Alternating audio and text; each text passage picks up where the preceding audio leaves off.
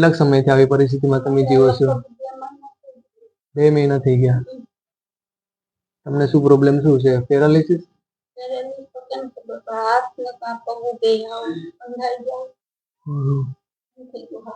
તમારી ફેમિલીમાં કોણ કોણ?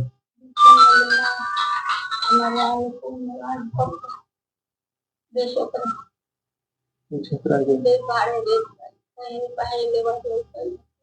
એટલે તમારું પોતાનું ઘર છે નહીં, ભાડે છે?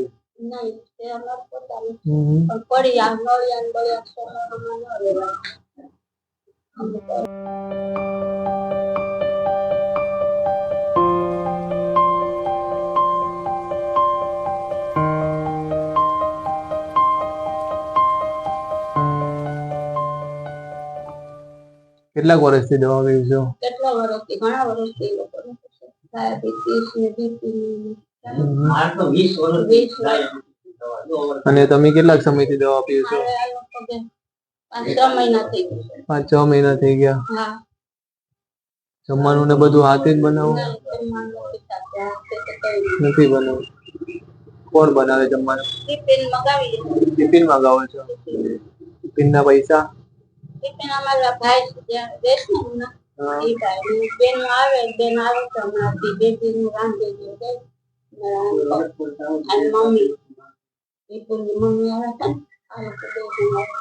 બે દિવસ નું બનાવતા ગયા. દીકરીઓ કેટલી? 3 દીકરીઓ. 3 સાસરે?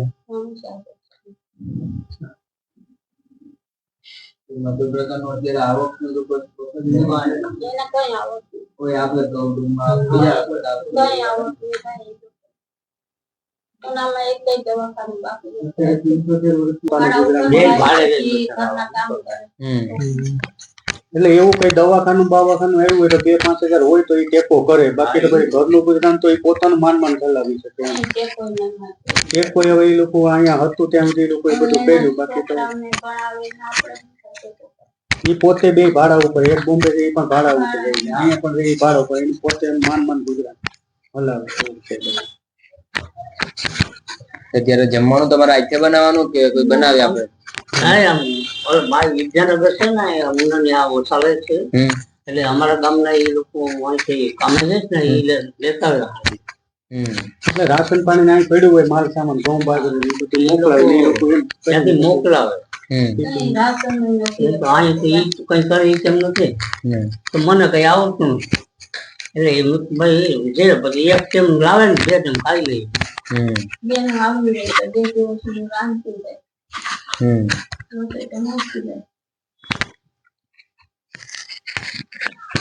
ત્યાંથી આવે તો ખાવાનું નાખવાનું. કોને કેવું? આ લોકો એમ છે, અમે એમ છે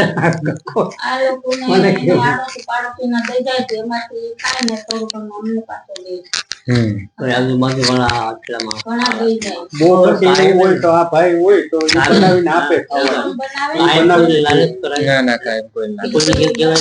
આપી દો.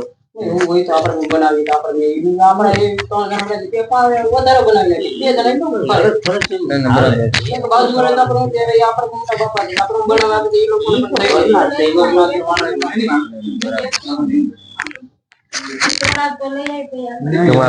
આપણે આજે છે ને આવા ઘણા પરિસ્થિતિ એવું નહીં કે આપણે એકનું ઘણી જગ્યા એવી છે કે જેને એક ટાઈમનું જમવાનું પણ દાદા મળવું મુશ્કેલ છે. આપણે એમ તો છે ક્યાંકથી મળી તો જાય છે, પણ અમુક પરિવારની આપણે પરિસ્થિતિ જોઈએ ને કે કોઈ આજુબાજુમાંથી આપી જાય તો ઠીક છે, બાકી એમને એમ કારણ કે હાથ પગ હાલતા ન હોય જોઈએ ને પછી આપણે થયું કે આપણને જે પણ કઈ મહેનત કરવી છે એ આ લોકોને એક ટાઈમ જે જમવાનું નથી મળતું ને એ જમવાનું મળે ને એ પ્રકારનો પ્રયત્ન અત્યારે કરીએ છીએ. અને અમે જે પણ ઘરે ગયા છે ને એ ગયા નતા એ પેલા સાવ નિરાધાર હોય છે ને અત્યારે પોતે 2 થી 3 ટાઈમનું આરામથી જમવાનું બનાવીને ખાય છે એમ.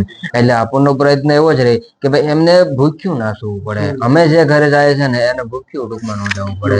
એટલે એવો જ કે ભાઈ આપણને બીજું સગવડ તો ઠીક છે પણ પેટની ભૂખ થોડીક ઠરે ને એ આપણા માટે બહુ મહત્વનું છે. કારણ કે અત્યારે એમ સમજો ને કે 45 થી 42% વર્ગ એવો છે કે જેમને એક ટાઈમનું જમવા માટે પણ થઈને બહુ મોટો સંઘર્ષ કરવો પડે છે. એમાં 6-7 ઘરમાં સભ્યો હોય, 2-5 સભ્યો હોય ને એક જણા કમાતું હોય, કારણ કે અત્યારે ધંધા રોજગાર તો છે નહીં, એટલે બહુ અઘરું પડે છે. એટલે અમે આ અમુક પરિસ્થિતિ એવી જોયેલી છે ને કે જેમને બે દિવસ જમવાનું ના મળ્યું હોય ને બિચારા કઈક ને કઈક વસ્તુ વેચતા હોય, આવું છે તેવું છે. એટલે પછી આપણે નિર્ણય લીધો કે આપણને જે કામ છો ને એમાંથી આપણને જ્યાં સુધી કુદરત પુગાડે ને જ્યાં સુધી જેટલું અપાય ને એટલું આપવાનો પ્રયત્ન કરવો છે આપણે, કે એને જમવા માટે કોઈ પ્રકારનો સંઘર્ષ ના કરવો પડે. એટલે આપડે પેલા ઘરે આપડે જે ડામરી વાળું લીધું ને ત્યાં કહેવાનો મતલબ એ જ હતો આપણનો કે ભાઈ તમારું મેઇન વસ્તુ શું છે કે ભાઈ આપણની ભૂખ, અને ભૂખ થી મોટું કોઈ દુઃખ નથી. એટલે એના માટે આપણે રાત દી દોડીએ છીએ. ઘર મકાન તો પછીની વસ્તુ છે, પણ જેના માટે આપણે રાત દી દોડીએ છીએ કે ભાઈ આપણને ખાવા માટે. કદાચ તમે 500 કામશો, 1500 કામશો, છેલ્લે લેશો હું તો કે ભાઈ જમવાનું. તો અમારા તરફથી તમને એ જ મળશે. અરે તમારું જે તમને લેવું પડે છે એમાંથી તમે થોડીક બચત કરશો તો આગળ તમે 3000 નું લેવું પડતું મહિનાનું, એ અમે 3000 થી વધી પણ અમે તમને જે ખાશો માગશો એ તમને આપશું. એટલે તમારી બચત થઈ ગઈ. એ બચત માંથી તમે તમારી રીતના ધીમે ધીમે કરો તો એક તમારી સગવડ થઈ ગઈ.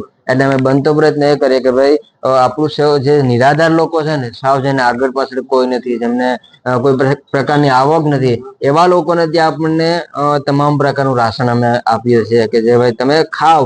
કદાચ અમારું દીધેલું રાશન ભલે મહિનો દિવસનું હોય ને 5 દિવસમાં પૂરું થઈ જાય, તમે ખાધું હોય છે તમે પાછું દેશો. તમે ખાઓ અને અમને માગો, કારણ કે તમને ખવડાવવા માટે અમે મહેનત કરીએ છીએ. અને ટૂંકા ગાળાની અંદર અમારો પોતાનો આશ્રમ પણ બનાવવાનો નિર્ણય લીધો છે. કે એવો આપણે આશ્રમ બનાવવો છે કે જ્યાં નિરાધાર લોકો, જેમને કોઈ આવક તો પછીની વાત છે, કે જેમને કોઈ હાંસવા વાળું ના હોય, એવા લોકોને ત્યાં આપણે લઈ આવી. કારણ કે અમે 95 વર્ગ પરિવાર એવો છે કે જેમને કોઈ આધાર નથી. તમે આપશો તો ખાશે, બાકી એમને. તો ઇનકેસ ક્યારે ભવિષ્યની અંદર અમારી ગેરહાજરી હોય ને અમારો આશ્રમ હોય ને, તો પણ એનો એક આશ્રય થઈ જાય, એ પોતાનું જીવન ગુજારી શકે.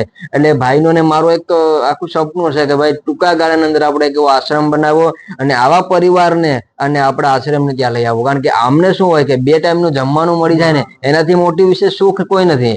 એવું નથી કે ભાઈ આમને એક સારું ઘર જોયા એવું નહીં, પણ આવા લોકોને 1 થી 2 ટાઈમનું જમવાનું કે 3 ટાઈમનું જમવાનું મળી જાય ને પેટ ભરાઈ જાય અને સારું આશ્વાસન મળે, એનાથી મોટું સુખ એને કોઈ નથી. કારણ કે અમે ઘણા એવા ઘર જોયા કે ભાઈ અમને ભૂખ છે ને એ અમારું મોટું દુઃખ છે. ભૂખ લાગે ને એનાથી મોટું અમારા માટે કોઈ દુઃખ નથી. કારણ કે જે ભૂખ લાગે ને એને ઠારવા માટે અમારી પાસે કોઈ વસ્તુ નથી. નથી પગ કામ કરતા, નથી કોઈ પ્રકારનો ધંધો નથી, કોઈ આવકનો સ્ત્રોત નથી.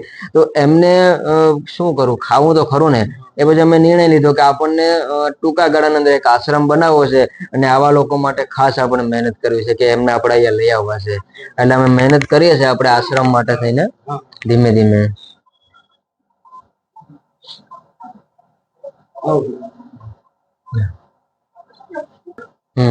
સામે જ છે આપણે જે પ્રશ્ન દામલી આવ્યો ને એ પ્રશ્ન અહીંયા, કેમ કે આ ભાઈની પોઝિશન કોઈ નથી કે ઘરનું ગુજરાન ચલાવી શકે, 1 રૂપિયો બચત કરીએ કે એને સારો ફટકો આવ્યો કે 5000 રૂપિયાનું દવાખાનું આવ્યું, પોતાની તાકાત નથી કે હું મારા ઘરનું દવાખાનું કરાવી શકું. સરકારી સેવા એનો કોઈ ઈલાજ નથી. અત્યારે મોટી બીમારી એવી છે કે એને બારે જવું એટલે મુસીબત થઈ જાય. ભલે તમને સહાય મળે, બધું મળે, પણ અત્યારે 5000 ખિસ્સામાં હોય તો દવાખાને જવાય. તો અમદાવાદ જાવ કે રાજકોટ ટિકિટ ભરાણ તો ખિસ્સામાં રાખવા જ પડે. અત્યારે એના ઘર એની પાસે 50 રૂપિયા નહીં નીકળે, એની કન્ડિશન એવી છે. કેમ કે કોઈ ઓપ્શન જ નથી કે કોઈ 2 પૈસા કમાય.